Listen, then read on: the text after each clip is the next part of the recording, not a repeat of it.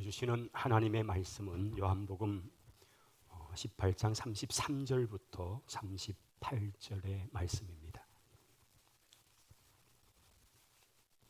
요한복음 18장 33절부터 우리 같이 읽도록 하죠. 이에 빌라도가 다시 관정에 들어가 예수를 불러 이르되 네가 유대인의 왕이냐? 예수께서 대답하시되 이는 네가 스스로 하는 말이냐? 다른 사람들이 나에 대하여 네게 한 말이냐? 빌라도가 대답하되 내가 유대인이냐? 네 나라 사람과 대제사장들이 너를 내게 넘겼으니 네가 무엇을 하였느냐? 예수께서 대답하시되 내 나라는 이 세상에 속한 것이 아니니라. 만일 내 나라가 이 세상에 속한 것이었더라면 내 종들이 싸워 나로 유대인들에게 넘겨지지 않게 하였으리라. 이제 내 나라는 여기에 속한 것이 아니니라. 빌라도가 이르되 그러면 네가 왕이 아니냐? 예수께서 대답하시되 네 말과 같이 내가 왕이니라. 내가 이를 위하여 태어났으며 이를 위하여 세상에 왔나니 곧 진리에 대하여 증언하려 함이로라. 무릇 진리에 속한 자는 내 음성을 듣느니라 하신대 빌라도가 이르되 진리가 무엇이냐 하더라. 아멘. 할렐루야. 10월 둘째 주일 또 2부 예배의 귀한 자리에 우리 현장의 예배를 또 참여하신 분들과 또 가정에서 또 예배드리는 여러분들이 있습니다.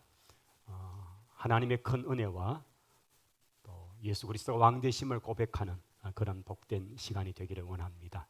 우리 옆에 계신 분들 한번 같이 고백할까요? 예배드림이 기쁨입니다. 예배드림이 기쁨입니다. 감사합니다. 저희들은 예수 그리스도의 생애에 관한 말씀들을 요한복음을 따라서 여기까지 왔습니다. 이제 우리 예수님의 사역의 거의 막바지 부분인 십자가를 앞에 두고 있는 바로 그 본문 18장까지 왔고요. 오늘 이 본문의 말씀은 예수님께서 겟세마네 동산에서 체포를 당하시고 이제 끌려서 신문을 받으시는 그 장면이 쭉 나타나는 내용들입니다. 우리 예수님께서 겟세마네 동산에서 정말 눈물의 기도, 통곡의 기도를 하나님 앞에 올렸습니다. 그 기도는 온 인류의 죄를 지시고 십자가의 그 저주 가운데 죽임을 받으시는 그 일이었습니다. 이 잔이 내게서 옮겨지기를 원하는 간절한 예수님의 완전한 인간으로서의 그 모습, 그러나 하나님의 뜻대로 되기 원한다면서 그 십자가를 순순히 받으시겠다는 주님의 결단의 기도, 그 기도가 마치자 가룟 유다는 대제사장의 사람들과 군병들을 이끌고 예수님을 체포하러 왔습니다. 그 자리에서 마저 예수님께서는 사랑하는 제자들을 그들의 안위를 위해서 이들을 안전하게 돌아가도록 길을 보장하게 하시죠. 이제 주님은 끌려서 신문을 당하십니다. 이날 저녁 늦은 밤부터 시작해서 새벽 아침까지 예수님은 5차례에 걸친 신문을 받게 됩니다.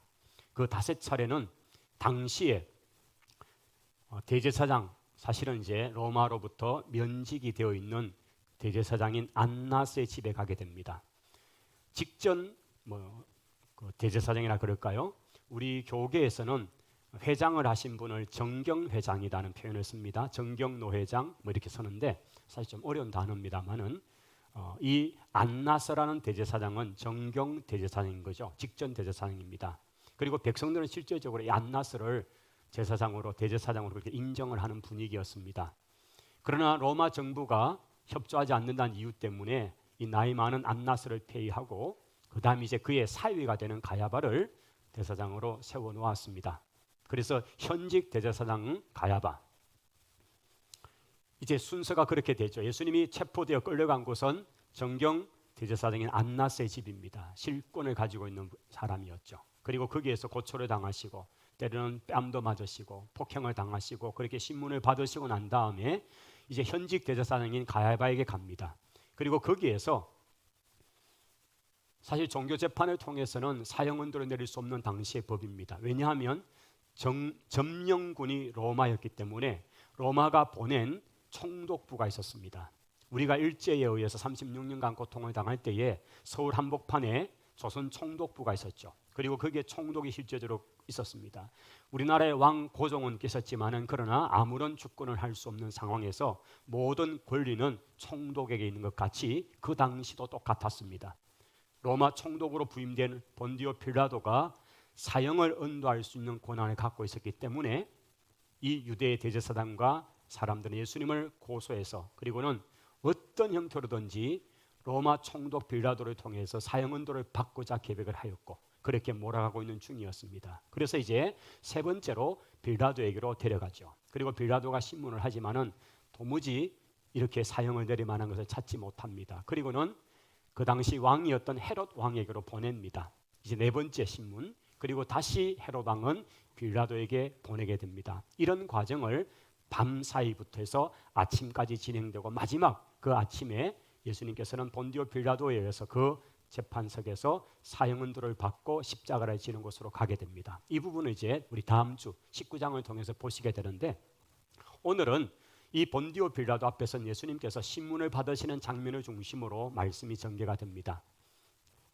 자, 이 31절에 보시면 빌라도가 너희가 그를 데려다가 너희 법대로 재판을 해라. 너희들도 종교 문제, 종교 재판이 있지 않냐? 그러니 종교 재판을 통해서 너희가 이 사람을 하면 되지 않느냐라고 얘기하니까 그들이 뭐라고 대답합니까? 유대인들이 대답하기를 우리에게는 사람을 죽이는 권한이 없습니다 라고 하는 것입니다. 이미 그들은 작정을 했죠. 예수님을 어떤 죄목을 씌워서라도 죽이는 언도를 받아야 되겠다는 거죠.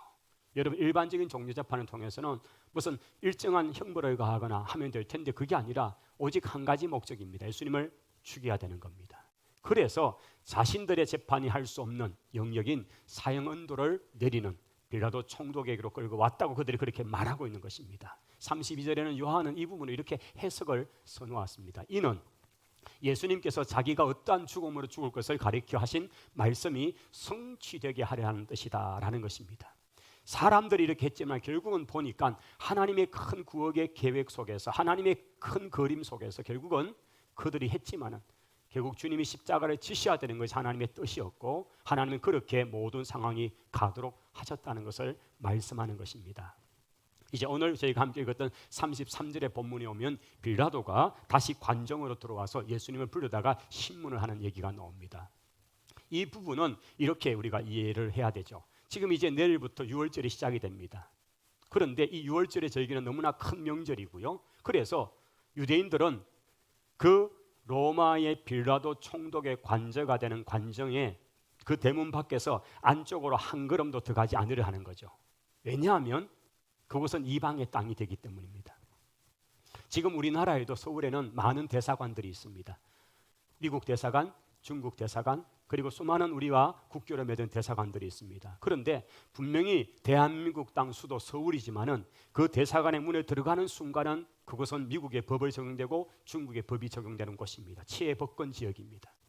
그와 같이 지금 이 로마 총독이 거하는 이 땅에 들어오는 순간 이것은 이방인의 땅이기 때문에 부정해지는 거죠. 그래서 이들은 부정한 채로 유월절을 맞고 싶지 않으니까 대제사장과 그의 많은 사람들, 동원된 사람들은 다 대문 밖에 서서 막 대문 안에 있는 그 안쪽 관정에 있는 빌라도를 향해서 소리로만 자꾸 전달하는 것입니다. 그러니 바쁜 사람은 빌라도뿐입니다. 빌라도는 끌려온 예수님의 신문도 해야 되고 그리고 또 대문 앞으로 나아가서 그 안으로 들어오지 않는 유대인들을 향해서 설명을 하는 거죠. 그렇게 해서 이들이 하는 요구는 분명합니다. 그를 죽이라는 것입니다. 그래서 예수님 신문하게 다시 그 관정 안으로 들어간 장면이 33절입니다. 자, 이제 옆에 있는 예수님을 향해서 질문을 시작합니다. 네가 유대인의 왕이냐? 네가 유대인의 왕이냐? 내가 밖에서 들어보니까 네가 너의 제자들을 동원해가지고 뭔가 반란을 일으키고 우리 로마 카이사 황제를 몰아내고 뭔가 새로운 나라를 만들겠다는 그런 것 같은데 네가 유대인의 왕이냐? 이런 질문을 하는 것입니다. 여러분 그 당시 점령군의 총독으로 있는 사람들이 가장 민감한 사건은 딴 게 아닙니다. 어떤 종교적 행위의 문제도 그들은 관심이 없습니다. 딱 한 가지, 반란의 문제입니다. 그가 통치하고 다스리고 있는 동안에 거기서 반란이 일어났다면 그것은 통치력의 치명적인 오점이 되기 때문에 그것을 제압하기 위해서 만드는 길들이 바로 모든 길은 로마로 통한다는 길인 거죠. 로마가 수많은 그런 점령지의 길을 닦아놓은 이유는 한 가지입니다.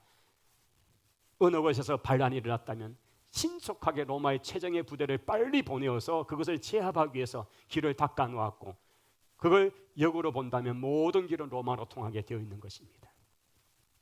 빌라도에게는 민감한 사건은 한 가지입니다. 반란을 할 것인가. 그래서 그의 질문은 네가 유대인의 왕이냐, 네가 자칭 유대인의 왕으로 로마 정부 우리나라를 그렇게 도전하겠느냐라는 질문 앞에 선 것입니다. 그때 34절에 보시면 예수님께서 이렇게 빌라도에게 대묻습니다. 네가 스스로 하는 말이냐, 아니면 네가 누구한테 들어서 하는 말이냐. 내가 왕이라고 하는 것을 네 스스로 그렇게 하는 말이냐, 아니면 누가 네게 그런 말을 했더냐. 이 말에 빌라도가 사실은 발칵하죠. 기분이 아주 언짢아집니다. 아니 내가 누구 말이나 듣고 하는 줄 아냐, 그런 반응을 하면서 35절에 보십시오. 내가 유대인이냐, 네 나라 사람들과 대제사장들이 너를 내게 넘겼기 때문에 내 권한에 의해서 너를 살릴 수도 있고 죽일 수도 있고 그건 내 권한이지 내가 누구 말 듣거나 하는 줄 아느냐, 이렇게 발칵하면서 지금 대답을 다시 하고 있는 것입니다. 도대체 네가 무슨 짓 했냐, 말해라. 자, 그러자 36절에 우리 예수님께서 또한 중요한 말씀 하나를 꺼냅니다. 그것은 바로 내 나라는 이 세상에 속한 것이 아니다. 만일 내 나라가 이 세상에 속한 것이라면 나는 나의 종도를 보내어서 그들과 싸워서 유다 나라 아무것도 아니야. 여러분, 예수님 말씀하신 나의 종들이 누굴까요? 바로 하늘의 천군과 천사들이겠죠. 우리 주님께서 지금이라 즉시 천군 천사를 동원한다면 유다가 아니라 로마 제국 하나쯤이야 그냥 순식간에 그냥 완전히 몰살을 시켜낼 수 있는데, 주님이 보시는 그 나라는 이런 나라가 아니라는 것입니다. 나는 이 세상에 속한 나라가 아니야. 주님은 그렇게 말씀하는 거죠. 그러자 빌라도가 그러면 네가 왕이 아니네. 그러자 예수님께서 뭐라고 대답하십니까? 37절은 우리 한번 같이 읽도록 합니다. 빌라도가 이르되 그러면 네가 왕이 아니냐? 예수께서 대답하시되 네 말같이 내가 왕이니라. 내가 이를 위하여 태어났으며 이를 위하여 세상에 왔나니 곧 진리에 대하여 정언하려 함이로다. 아멘. 우리 예수님께서 분명히 말씀하신 내가 왕이다, 내가 왕이다고 말씀하시는 것입니다. 그리고 그 나라는 이 땅의 나라가 아니고 다른 나라라는 것을 말씀하는 것입니다. 오늘 우리는 바로 여기에서 말씀의 핵심을 가지고 지금 오늘 저는 설교를 할 것입니다. 오늘 설교가 제목이 이거죠. 한번 같이 읽어봅시다. 왕이신 나의 하나님. 다시요. 왕이신 나의 하나님. 예수님께서 이 시간 이 본문 속에서 증거하시는 것은 나는 왕이다, 그리고 내 나라는 이 세상에 속한 나라가 아니라고 분명히 말씀하십니다. 저는 오늘 이 설교를 세 대의 카메라를 가지고 한번 비춰보려고 원합니다. 첫 번째는 예수님이 이 땅에 오시기 전에 모든 구약의 역사 전체를 바라보는 과거의 카메라 1번, 두 번째 카메라는 예수님의 생애 전체를 비추고 있는 복음서가 비추고 있는 현재 예수 그리스도, 현재에 관한 카메라 2번, 그리고 3번 카메라는 예수님 이후에 미래의 카메라입니다. 이 세 대의 카메라를 가지고 한번 말씀을 조명해 볼까 합니다. 자, 첫 번째 카메라를 한번 보십시다. 하나님께서 천지를 창조하셨습니다. 하나님이 천지를 창조하실 때 하나님은 너무나 기쁨 가운데 성부와 성자와 성령 하나님이 공동하셔서 협력하셔서 이 땅에 세상을 창조하시고 이 땅 가운데 가장 좋은 곳 에덴 동산을 창조하셔서 거기에 사람을 만드셨습니다. 아담 그리고 하와를 만드셨습니다. 하나님은 이 사람들을 통해서 그의 자손들이 번성해지면서 하나님을 경외하고 기뻐하는 그 백성들로 가득 차기를 원했습니다. 하나님은 아담과 하와를 통해서 세워질, 그리고 그 후손들이 만들어질 그 땅의 동산 가운데 어디서든지 볼 때마다 하나님이 우리의 왕이시다, 하나님이 우리의 왕이시다를 상징할 수 있는 바로 그 선악과를 아는 나무를 두었고 약속을 맺어 놓았습니다. 이 나무를 볼 때마다 내가 왕임을 기억해라, 내가 너의 주인이야, 내가 너의 창조주야. 그런데 그 나무를 두고 사탄이 시험을 합니다. 그리고는 그 시험에 빠집니다. 죄가 찾아옵니다. 죄를 지은 인생은 이상해졌습니다. 전에는 느껴보지 못한 이상한 감정들이 느껴지기 시작합니다. 결국은 죄의 결과는 사망이 왔습니다. 하나님은 죄를 지은 그 아담과 하와를 그 땅에 둘 수가 없어 에덴 동산에서부터 추방을 해버립니다.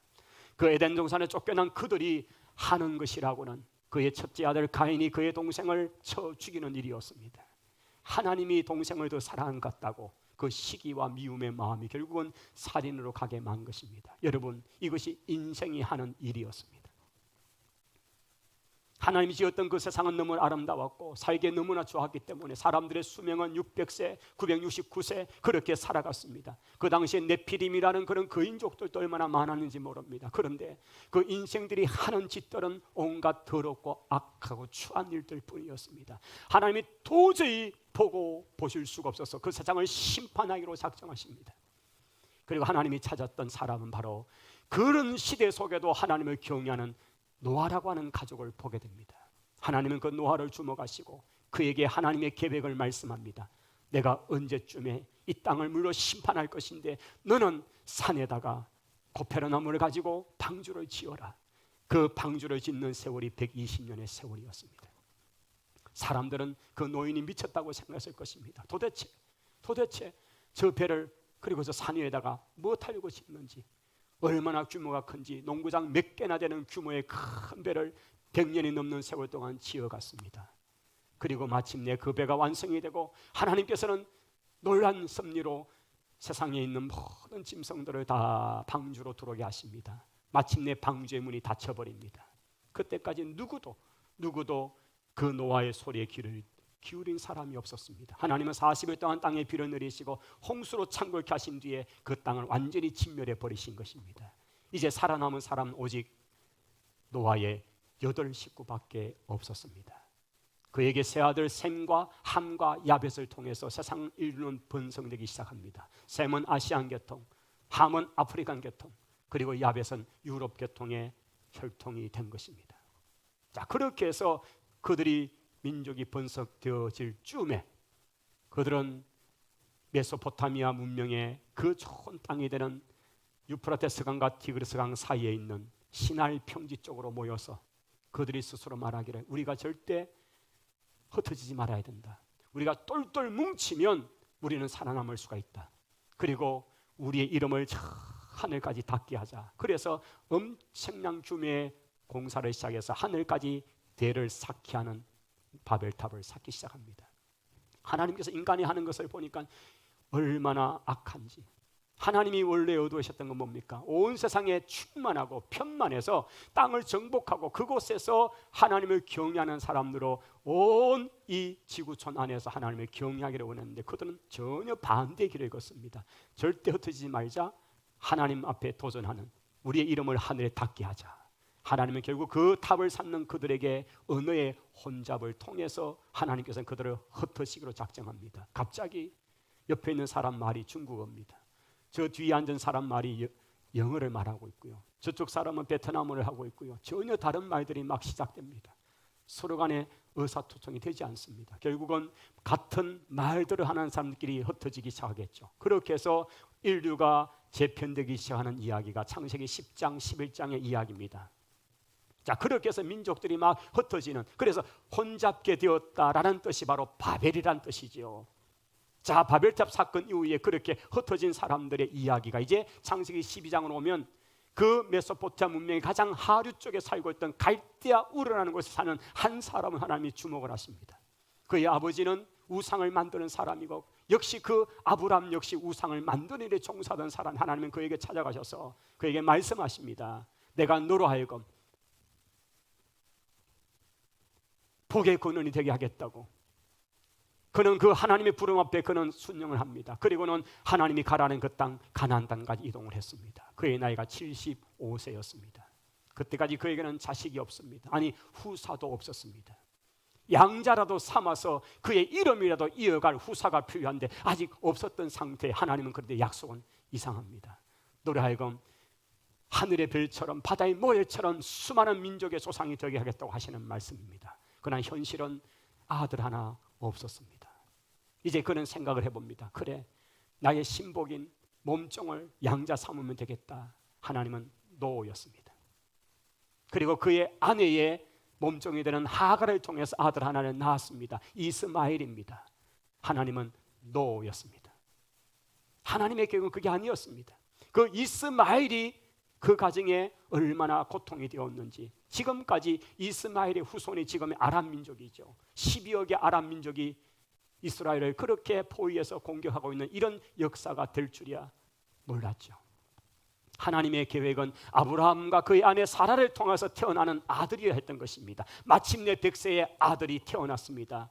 사라가 얼마나 기쁜지 웃었습니다. 그래서 그 웃음이라는 이름의 아들 이삭을 하나님이 주셨고, 이것이 바로 하나님 약속의 성취의 순간이었던 것입니다. 자, 이삭을 통해서 하나님께서는 당신의 계획이 실현되는 것을 보여주시고, 그의 또 아들 상종이를 통해서 둘째 야곱, 그리고 야곱에게는 12명의 아들이 태어납니다. 이것이 12지파가 됩니다. 11번째 아들 요셉이 형들의 미움을 받아서 애굽으로 팔려가고, 죽은 줄만 알고 있었던 야곱이 어느 날 그의 아들이 살아있다는 얘기, 그것도 애굽의 총리가 되었다는 이야기를 듣고 그들이 다 이민을 갑니다. 70명의 식구가 이민을 가는 이야기가 창세기 50장이 끝이 나는 이야기입니다. 자, 하나님의 놀라운 구원의 계획은 이제 출애굽기를 통해서 시작되는데, 하나님께서는 나라를 만들고자 하는 그 나라, 하나님 당신의 나라를 세우겠다는 그것, 세상의 나라, 세상이 그렇게 반역하면서 거역하는 동안에 하나님은 당신의 계획을 한 사람, 소망이 없는 그 한 사람 아브라함을 통해서 이루어 가시는데, 마침내 하나님은 당신의 백성을 200만 250만이 넘는 백성을 그 애굽이라는 곳에서 하나님은 일으켜 놓으신 것입니다. 그리고는 모세를 통해서 그들을 출애굽케 하시고 드디어 시내산에 도착했습니다. 그들에게 언약을 주십니다. 출애굽기 19장 18절, 세계가 다 내게 속하였나니 너희가 내 말을 듣고 나를 경외하면 너는 세상 가운데 제사장 나라가 될 것이고, 그러면서 하나님께서는 시내산에서 이스라엘과 언약을 맺습니다. 그들에게 하나님 나라에서 어떻게 살아야 될 것이 주권 법에 관한 것들을 말씀합니다. 이것이 출애굽기 레위기의 말씀들입니다. 나라가 필요한 세 가지 요소 가운데 국민, 주권, 그리고 마지막 한 가지는 영토입니다. 하나님은 그 백성에게 이제 그 약속의 땅으로 가게 되면 그 땅은 다름 아닌 바로 아브라함을 불러내었던 바로 그 가나안 땅이었습니다. 그리고 그 땅으로 그 백성을 옮기시고, 마침내 여호수아를 통해 보면 그 땅의 지파 분배를 통해서 그 땅 정복 전쟁을 수월하게 끝을 맺게 됩니다. 이제 사사기로 넘어오게 되면 하나님께서 그 땅이 하나님의 방법대로 통치되기를 원하셨습니다. 그것은 12지파가 각 땅을 분배를 받고 그 12지파 각 곳에 4개의 성읍들을 주어서 참으로 레위지파가 흩어져 살게 하고 48개 성읍에 각 레위지파 제사장들이 흩어져 살면서 그곳에서 그 백성들을 가르치는 말씀을 가르치는 전념하도록 하는 것이 바로 하나님의 계획이었습니다. 말씀이 통치되는 나라. 그래서 그들이 그 말씀을 통해 우리의 왕은 여호와 하나님이십니다. 할렐루야. 이것이 그들에게 고백되게 하는 것이었습니다. 하나님은 그런 통치, 신정 통치가 되기를 원하셨는데, 그런데 사사시대를 보게 되면 점점 삐걱거리기 시작합니다. 백성들의 마음이 자꾸 옆 눈을 보게 됩니다. 그러다가 옆에 나라에서 보여지는 왕, 뭔가 대단히 있어 보이고 힘있고 자기들의 보호가 되어줄 만한 그런 왕들이 보여지니까 그들이 요구하기를 시작합니다. 우리도 왕을 주십시오. 우리도 인간 왕을 주십시오. 하나님 마음 너무나 섭섭했습니다. 왕은 나야. 내가 너희를 통치하고 있지 않니? 내가 너희를 다스리고 있지 않니? 근데 백성들 그 왕이 보이지 않습니다. 그들이 인간 왕, 우리 같은 왕이 있기를 원한다고. 결국 하나님은 왕을 허락합니다. 사무엘 상성 이야기죠. 사무엘 선지자를 통해서 첫 번째 왕 사울을 세웁니다. 그런 처음에는 얼마나 겸손했습니다. 그러나 왕이 되니까 인간이 바뀝니다. 이게 우리의 모습이잖아요. 대통령이 되니 사람이 바뀌고, 시장이 되니 사람이 바뀌고, 국회의원이 되니 사람이 바뀌어버립니다. 그렇게 겸손한 것 같았더니만 사람이 바뀌어버립니다. 사울이 그렇게 처음에는 겸손했는데 그가 왕이 되고 얼마 지나지 않아서 하나님 마음이 아픕니다. 내가 사울을 왕으로 세운 것을 후회한다. 결국 그를 폐위하십니다. 하나님은 새로운 사람을 찾습니다. 그것은 유다 지파의 가문 속에 베들레헴 땅에 이새의 8번째 아들인 다윗에게로 주목하십니다. 그 다윗은 그 당시 목동이었습니다. 얼굴이 새까맣게 햇빛에 거울러서 양이 낳치는 정말 보잘것없는 소년이었습니다. 그런데 하나님은 그를 주목했습니다. 왜 그렇습니까? 누구도 알아보지 못하는 아무런 것이 없는 그 아이였지만은 그는 하나님 경외하기에 덕심이었습니다. 그가 양을 치면서 어떤 상황에서 하나님께 예배하고 하나님을 경외하는 모습이 덕심했습니다. 하나님은 그를 주목하시고 사무엘을 부르다가 그에게 기름을 부었습니다.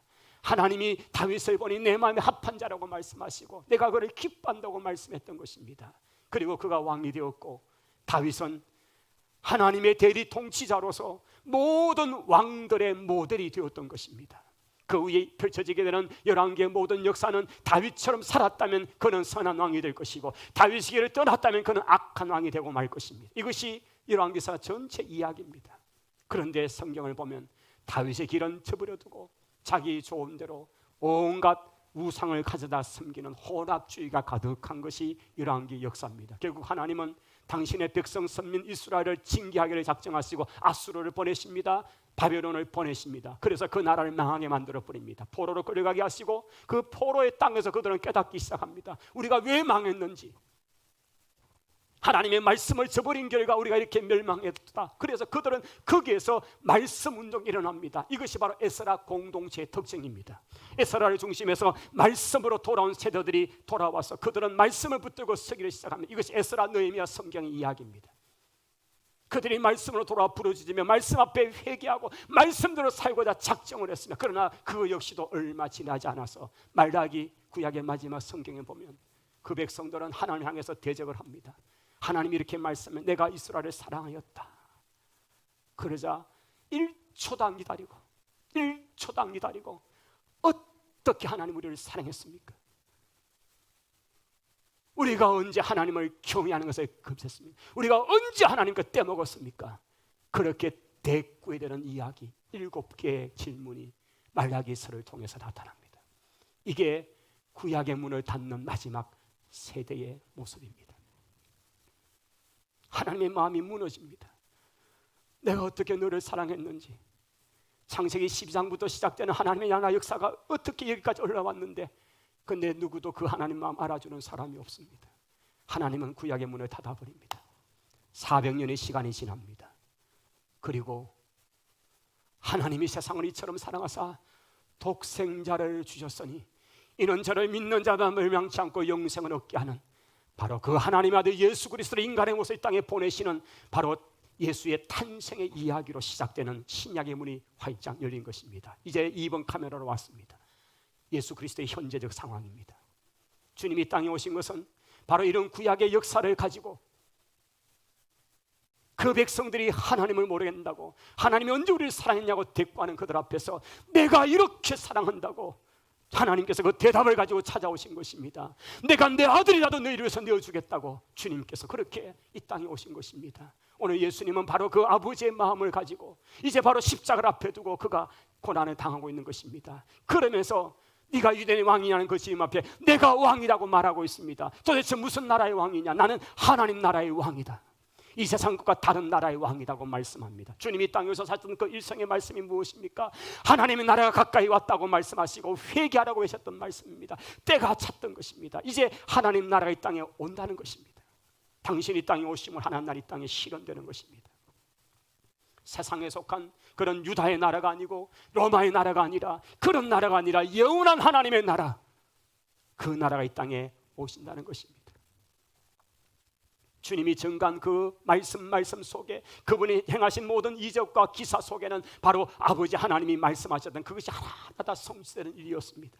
주님이 말씀하신 내가 자의로 하는 말이 하나도 없다. 나는 아버지가 보내신 말을 하는 것이고 아버지께서 하라는 것을 드러낸 것이고 아버지께 영광을 돌리기 위해서 내가 왔다고 주님이 말씀하셨습니다. 주님은 그 일을 하고 계신 것이었고 이제 마지막 그 순간에 빌라도 앞에서 어쩌면 주님이 목숨을 구원한다면 이렇게 대답하면 되었습니다. 아니 내가 무슨 쿠데타를 일으키다니요, 나는 그런 마음이 없습니다.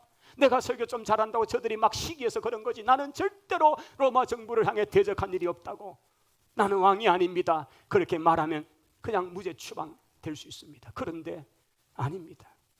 주님은 왕이라고, 내가 왕이라고, 이 땅에 그런 째째한 그런 나라의 왕이 아니라 하나님 나라의 왕이라고 주님은 선포하고 있고 내 나라는 이 세상에 속한 것이 아니다고 말씀하시면서 이 세상과 다른 나라 얘기를 하고 계신 것입니다. 주님은 부인하지 않았습니다. 당신은 하나님 나라요, 당신은 이 땅에 오시는 바로 그 왕이라는 얘기를 하고 있는 것입니다. 그래서 주님의 제목은 자칭 유대인의 왕이라는 제목을 그 십자가의 팻말에 달고 죽으신 것입니다. 사람들은 조롱거리로, 조롱의 말로 자칭 유대인의 왕으로 했지만 그분은 진짜 만왕의 왕이요 만주의 주로서 우리를 대신하여 오신 분이고 우리를 대신하여 죽으신 분인 줄을 믿습니다. 이제 마지막 세 번째 카메라를 봅니다. 이 세 번째 카메라는 우리의 미래에 있을 일입니다. 이것은 요한계시록 14장을 한번 넘겨보겠습니다. 요한계시록 14장에 가면 14절에 또 내가 보니 흰 구름이 있고 구름 위에 인자와 같은 이가 앉으셨는데 그 머리에는 금멸류가 아니고 그 손에는 예리한 낫을 가지고 있습니다. 오늘 여기 기록된 흰 구름, 이것은 하나님 우리 주님이 이 땅에 다시 오실 때에 올라가신 것처럼 구름으로 오시는 주님, 구약의 성막 가운데 구름으로서 임재하셨던 그 여호와의 임재와 같이 하나님이신 예수 그리스도 이 땅에 다시 오실 그때 그분의 모습이 바로 구름 속에 오시는 거죠. 그리고 그분의 머리에는 금멸류관, 바로 주님 예수님의 상징입니다. 그리고 그 손에는 예리한 낫을 가졌습니다. 이 주님은 어떤 주님입니까? 심판의 주님인 것입니다. 다시 오시는 예수 그리스도는 심판의 주님으로 오신다는 것을 말씀하고 있는 것이지요. 15장 3절로 가보면 이러한 모습 가운데 하나님의 종 모세의 노래, 어린 양의 노래가 불러지는 장면이 15장 3절에 나타나 있습니다. 그때의 그 노래 속에서 예수 그리스도가 어떻게 묘사되고 있습니까? 주 하나님 곧 전능하신 이여 하시는 이 놀랍고 크시도다. 만국의 왕이시며 만국의 왕이시며 주의 길이 어렵고 참되시도다. 할렐루야. 여기 오시는 예수 그리스도를 일컫는 말이 바로 만국의 왕이십니다. 주님은 수많은 세상의 주라고 하는 그들 위에 만주의 주가 되시고 세상에 수많은 왕들이 있는 그들 가운데 진짜 참왕 만왕의 왕이십니다. 오직 한 분 왕 예수 그리스도인 것입니다. 할렐루야. 바로 이것을 지금 노래하고 있는 것입니다. 주님은 만주의 주이십니다. 여러분, 왕이신 나의 예수님, 그분은 다시 오실 주님이십니다. 21장, 22장 요한계시록의 마지막 장면, 새하늘과 새 땅 우리 가운데 임하고 새 예루살렘 우리 가운데 내려지는 그 장면 속에서 우리 주님께서 이 땅에 오셔서 공중곳에 잡은 사탄을 진멸하시고 그 사탄을 무지개 속에 가두어서 다시는 나오지 못하는 영원한 형벌을 처하시고 이제는 그의 백성들을 온전한, 하나도 가라지가 없고 하나도 가짜가 없고 하나도 거짓이 없는 온전한 구원받은 주의 천국의 백성들로 가득 찬 참 교회, 참 예루살렘, 참 하나님의 나라의 백성들로만 차 있는 그곳에서 그분과 더불어서 세세토록 왕노릇하고 그분을 영원토록 절거하는 모습이 21장, 22장에 나타나 있습니다. 바로 그분이 다시 오실 예수 그리스도이십니다. 우리가 기다리는 그분인 것입니다. 우리 주님은 내 나라는 내가 왕이야 라는 그 말씀 속에서 주님은 창조로부터 시작된 이 나라가 어떻게 흘러왔고 당신이 왜 이곳 가운데 계시며 그리고 다시 재림의 주로 오실 그 모습까지를 주님은 지금 이 요한복음 18장 이 말씀 속에서 내가 왕이야, 내 나라는 이런 나라가 아니야, 주님이 증거하고 계신 것입니다. 주님은 왕이십니다. 주님은 다시 오십니다. 우리는 그 나라의 백성입니다. 그분과 더불어 영원토록 기뻐하고 즐거워할 때가 있을 것입니다. 이 땅의 삶이 다가 아닙니다. 우리 찬양 하나를 드리고 싶습니다. 예수 우리 왕이 할까요?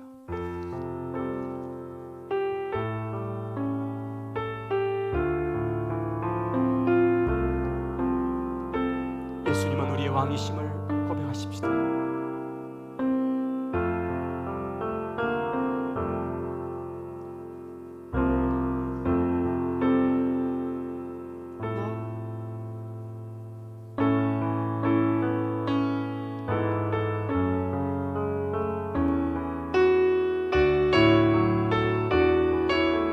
예수 우리 왕이요,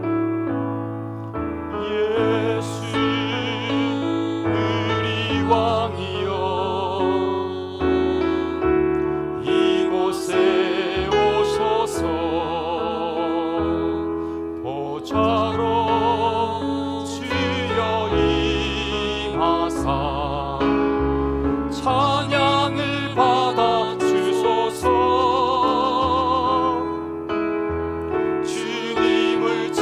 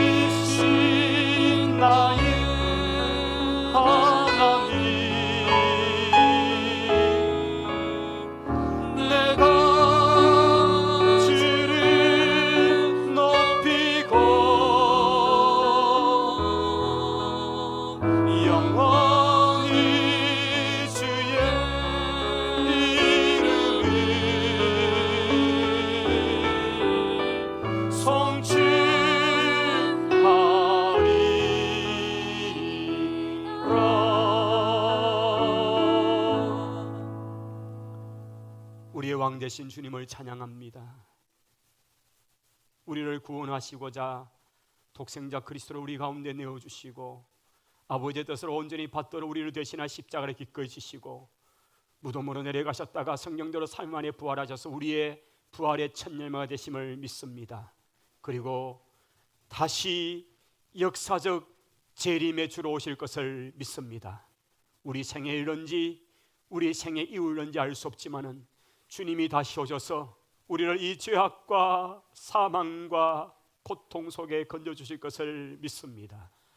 주와 더불어 영원토록 왕노릇할 것을 믿습니다. 주 예수여 속히 오시옵소서. 예수 그리스도 이름으로 기도하옵나이다. 아멘.